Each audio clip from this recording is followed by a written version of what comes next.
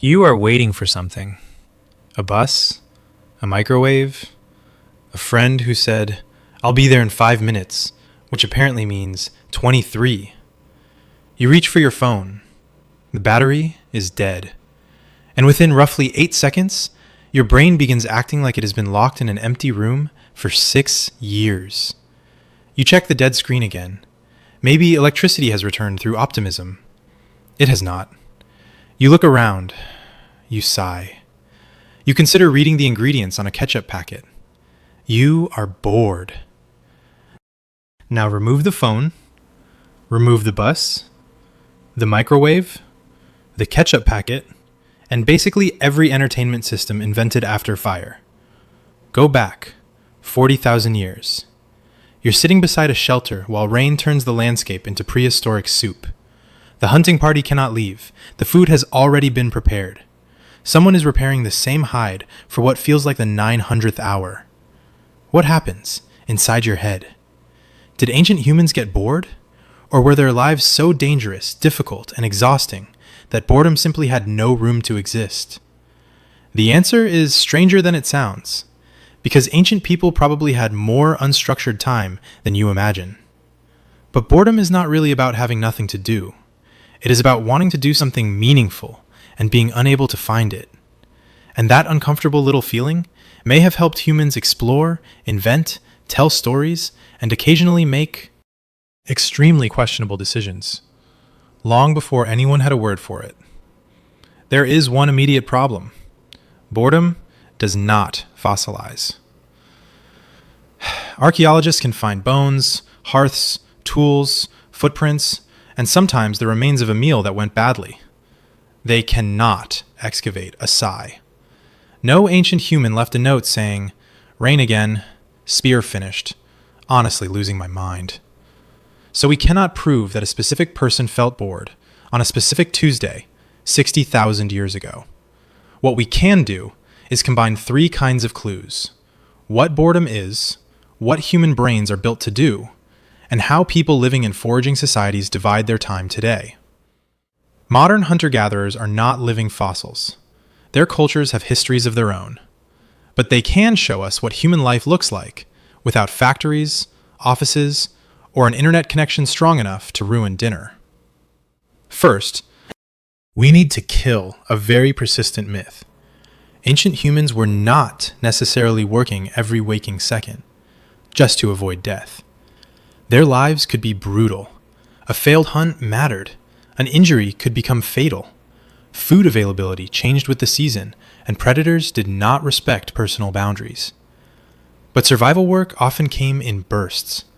A hunt might demand hours of tracking and intense effort. Gathering could mean long walks and careful knowledge.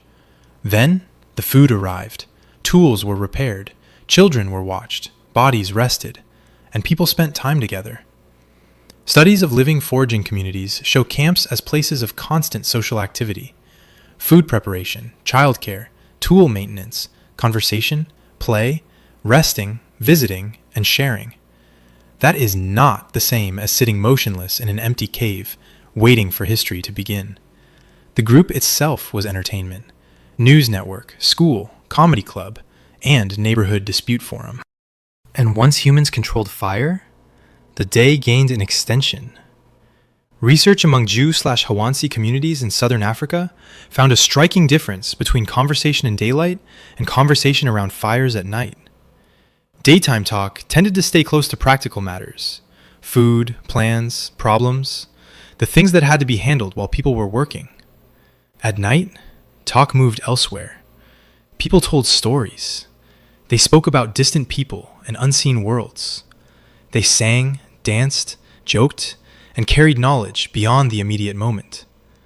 Fire did more than cook dinner. It created hours in which human attention could leave the present, without the human body going anywhere. That sounds suspiciously like leisure. But leisure is not the opposite of boredom. You know this already. You can have a free evening, access to nearly every film ever made, 3 games, 12 apps, and food arriving at your door, and still somehow announce, "There is nothing to do." Impressive. really. Psychologists generally describe boredom as an unpleasant state in which you want satisfying engagement but cannot achieve it.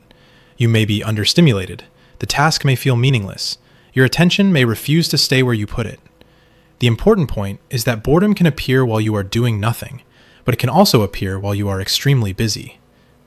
Ask anyone trapped in a meeting. That should have been an email. Ancient life contained plenty of tasks that were necessary, skilled, and repetitive. Scraping a hide, grinding seeds, twisting fibers, watching a fire, waiting for animals near a trail, walking a familiar route, carrying water, chipping the 50th sharp edge. After the first 49 had already removed every trace of spiritual joy from the process. Skill does not eliminate boredom. Importance does not eliminate boredom. Even danger does not eliminate it completely. A hunter waiting silently for prey may be intensely alert one moment and mentally wandering the next. A person sheltering through several days of bad weather still owns a human nervous system, and the basic machinery of that system is ancient. We cannot say exactly when boredom evolved. Other animals show restlessness, novelty-seeking, and changes in behavior when their environments lack stimulation. Primates investigate unfamiliar objects even without an obvious reward. But assigning a private emotional experience to another species is difficult. We cannot ask a monkey whether the enclosure feels spiritually empty today.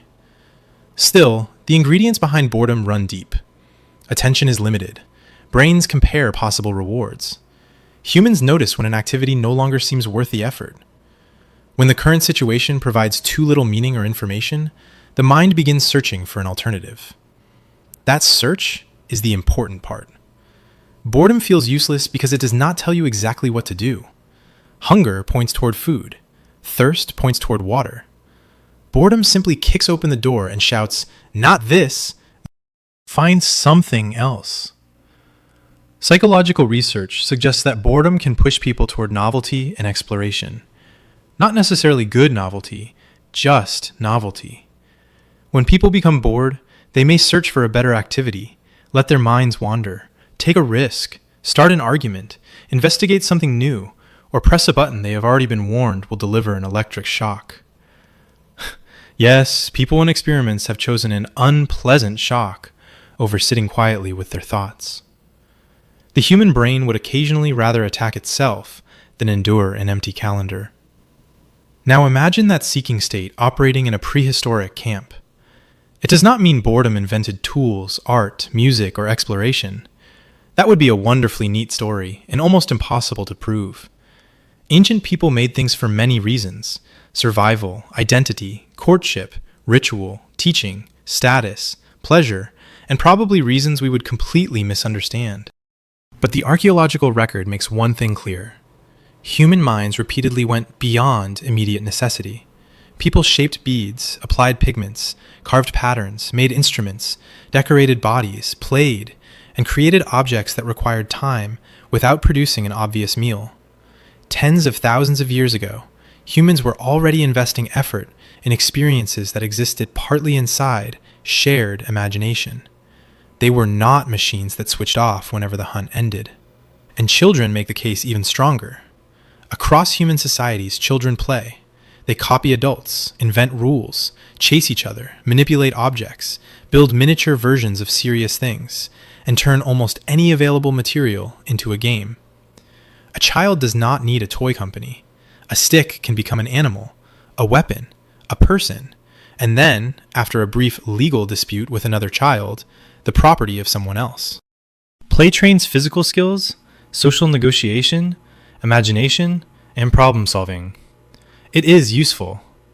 But children rarely play because they have reviewed the evolutionary benefits. They play because their minds seek engagement. When one activity stops being interesting, they create another. Ancient adults probably did the same thing in more complicated forms. Stories changed, jokes spread, songs grew longer. Games developed rules. People visited another camp, explored a different route, tried a new material, or sat beside someone they found interesting. Some of those choices strengthened the group. Some probably ended with an elder asking why anyone thought this was a good idea. That is the double edge of boredom. It can push you toward discovery, but it can also push you toward trouble. For a small human group, chronic disengagement could be socially dangerous. A person who stopped caring about every shared task became a burden. A person desperate for stimulation might take unnecessary risks, provoke conflict, or wander somewhere unsafe. Boredom did not automatically produce creativity. Sometimes it probably produced the prehistoric equivalent of, "watch this." And statistically, that sentence has never ended well. So ancient communities had powerful ways to absorb restless attention. Work was often shared. Knowledge passed through participation. Social life was difficult to escape because privacy was limited and everyone knew what you had done.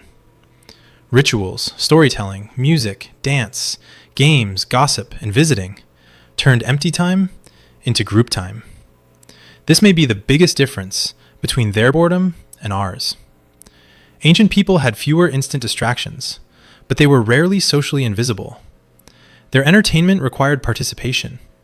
A story changed depending on who told it. A song needed voices. A game needed other people. Even quietly making something placed the body in contact with real material and produced visible progress. Modern boredom often arrives in the opposite environment. You have endless stimulation, but struggle to find satisfying engagement.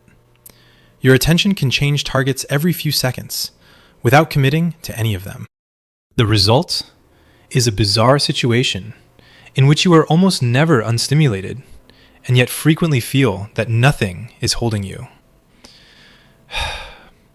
An ancient person might have spent an hour watching a fire.